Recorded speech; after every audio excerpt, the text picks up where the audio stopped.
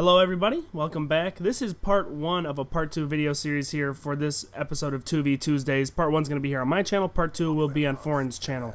Foren, you want to tell them what the topic is?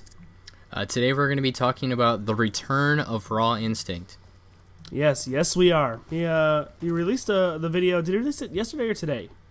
It was yesterday around 2 p.m. Central Time. Sounds about right. First thoughts? For one, just to start off, I don't want to seem biased or anything. I didn't watch Raw Instinct's videos before him leaving. I had seen one or two, so I knew of him, but I didn't actually regularly watch his videos, just to make that point clear. My first reaction was, I'm actually glad that he's back. It seems like all of the YouTubers that leave the YouTube community tend to come back. A perfect example would be Hutch as well, leaving and coming back, just kind of needing time to themselves and figuring things out. But the video itself, I thought that he was actually really professional about everything. He came at it in a very nice manner and gave the answers that I think that a lot of people were looking for. Yeah, I have to commend him a little bit for his video because he came back and the video is a confession, but he also discusses a little bit about his thoughts on the whole iFlyIllini situation right now.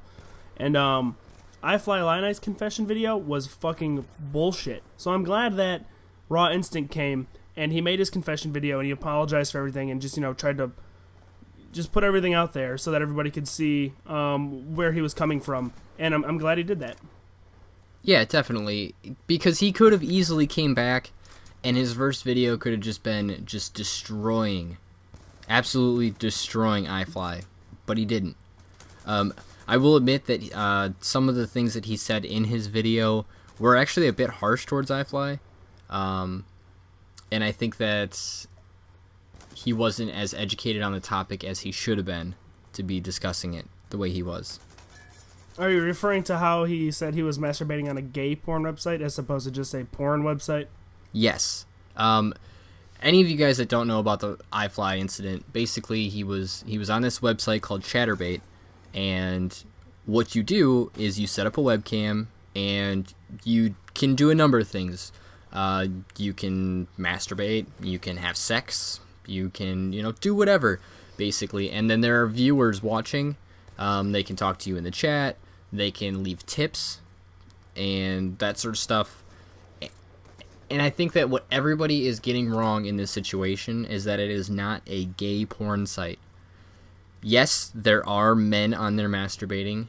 Yes, there are men watching, but there are also females watching. There are also female cams. So it is not a gay website.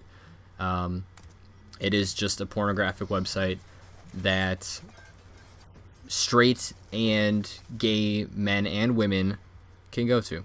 And whether or not the site was a gay website, I don't think should have any sort of a bearing on what he did. I don't think, whether what he decides to do with his sex life, I think is his personal thing. If he wants to be gay, hey, it's his choice, man.